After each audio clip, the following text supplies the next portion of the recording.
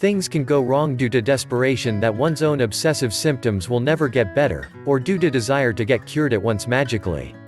It is natural to get impatient, when you consider the amount of pain and desperation you're feeling. Regardless, no one can run up 100 stairs at one breath. Still, it is possible to walk up the stairs faster than you first thought if you go steadily, one step at a time.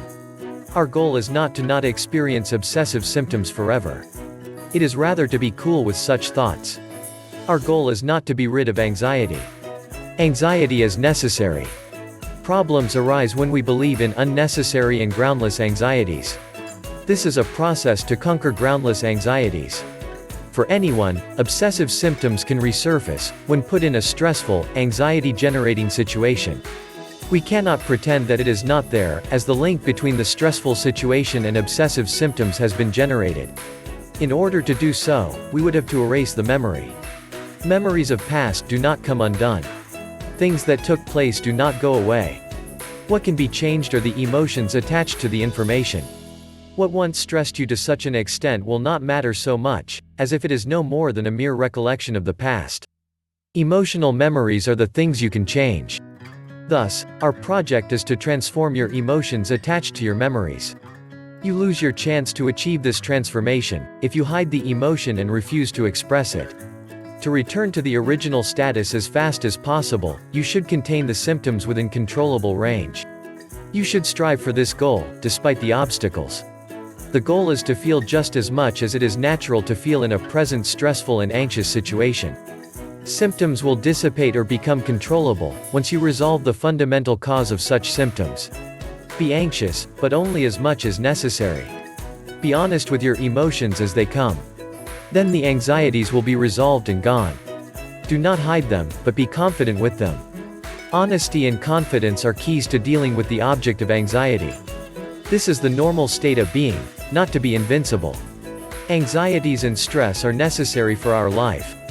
They only become a problem when we are excessively obsessed with them. The key is to cultivate the power to deal with the obsession. They say anxiety is another face of the fear. Fear will arise if I am in a situation in which I am to be punished. If the punishment is doled out, the fear will run its course and be dissipated. However, I will be anxious if I do not know when the punishment will be administered.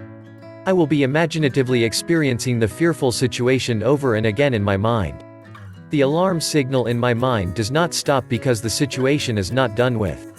My mind continues to reenact the fearful situation, warning me to react to it. On the other hand, I can be free of anxiety if I believe that I can predict and control the fear. We can feel just as much as necessary, and react accordingly. Obsessive disorder arises when the channel for desire is misconstructed. Patients desire great success defined by the desire of the other. In early stages of life, parents play the role of this other and patients become responsible for actualizing the parental desire. They had to act according to the transferred desire and succeed if they wished not to be abandoned and to form a good relationship in their families. To put it vulgarly, the desire is parental expectations. Expectations of success, as in academic excellence, not making mistakes, etc. However, this is an unfair and unreasonable demand. The pressure is greater if the transferred expectations are higher, requiring patients to be principled and perfect. You fear you cannot be what they want you to be. Unnecessary guilt forms. It is not wrong to fail parents' expectations. It is often the case that the expectation itself is out of joint. For a child, it might be deeply frightening not to live up to parents' expectations, especially when connected to the fear of losing one's protectors. The child feels she must fulfill their demands, while fearing that she might fail at any time. This is one emotion which she has buried but manifests in obsessive symptoms. She wanted to be what her parents wanted her to be, the perfect child who fulfills all of the parental expectations. Maybe she imagined it to be a way to free herself. Nevertheless, the true success in this project is structurally impossible since it is motivated by something that is not one's own desire. Truth is that you are not bound to fulfill their desires. That is not your reason for being. The desire is unachievable since it has never been yours. And this is not the kind of desire that is put to rest when fulfilled or satisfied. It results in suffering, if you expand your energy in this manner, following misplaced desires. I presented my own OCD as the first case for examination. It did not completely go away.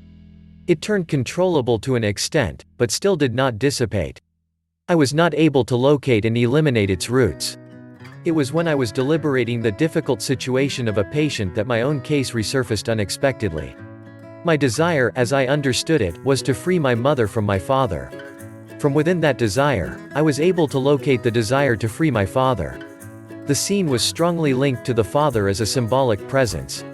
I experienced strong compassion for my father. I accepted my father as he is.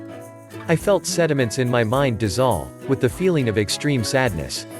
I felt as if I was freed from the restricting mold I was in. Of course, this was not the end of everything. In our mind, innumerable psychological narratives coexist, entangled with symbols. Emotions are attached to these symbols. Such emotions can be on surface or repressed. I might have to break out of more shells than the one I was able to break.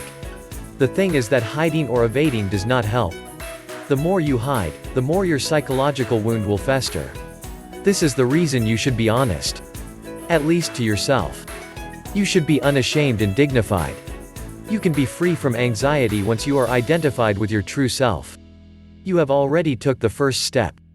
I mentioned that neurosis is a state in which emotion remains on surface. The difficulty is in locating the reasons for it. However, OCD is a state in which reason and logic remain, while the emotion is repressed. What you feel instead is instinctive fear. Obsessive symptoms occur when you bury difficult emotions within fear. Fear becomes the channel for buried emotions. Another example is the case of a patient who got to deny the masculinity of his father. The patient's father was very irascible. There was no warm emotional relationship between the patient and the father. The patient's heart raced when he heard the father's homecoming footsteps. This kind of fear is the one that was imprinted on his mind. An anxiety which is very difficult to be treated was formed because his father was alcoholic and became verbally and physically violent whenever he got drunk. He couldn't control nor predict the situation he was to face. He shut down his emotions due to the extreme fear he felt. He knew that if he gathers up the courage to speak up or reveal his emotions, he will be faced with harsher words and violence. It was likely it will only result in the feeling of total frustration. This shuts the patient up in either one of the two psychological structures. First is the one in which he does not want to be like his father. The patient is convinced that it is a bad thing to lose one's temper, get angry, or even express one's emotions. The patient does not want to show his anger or his emotions, at whatever cost. He acts as if he does not have such feelings. He remembers his youthful self as self-possessed and calm, despite the fact that he witnessed a shocking event firsthand. His subconscious is protecting him from the amount of actual shock, refusing to feel. Traumatic experiences cause one to separate thoughts from feelings.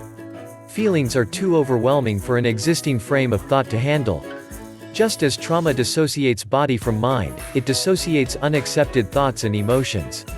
Then he turns insensate. What remains is his determination never to express his emotions and never to turn into his father. This is the psychological structure that blocks him from expressing his emotions. Another way is to act like the parent that you thought was right. Say that your mother suffered from and martyred by your violent father. This made you form an idea that your mother is good and your father is evil. In this case, you could not help but concede to demand of your mother, who constantly concealed her feelings and sacrificed herself. Her demand was that you should be patient. Because you formed a conviction that it is right to act as your good mother commands, you were put in a position in which you cannot reject any of her wishes. It was because your good mother was enduring, you had to conceal and repress your emotions, too. If you grow up and become an adult with this psychological structure inside your mind, you are likely to feel guilty when you burst out in rage like your father who was unable to repress the emotion. Out of fear for punishment, you had to conceal your anger and hatred towards your father when you were young. This made you feel anxious. However, as a grown-up, you find yourself dealing with your wife like your father did, violently and angrily. This could lead you to understand and forgive your father of old times. All the same, this is where you start to feel guiltier and sorrier for your mother. Just as you had to conceal your feelings from your father, now you must conceal your true feelings from your wife. Your wife holds a symbolic position similar to your mother. The more you feel guilty, the more the outlet for your masculinity is blocked. With no channel for release, anxieties grow. Even though I took the extreme case as an example, the thing is that the above-mentioned psychological structure does not require a large-scale trauma like abuse or violence to be formed.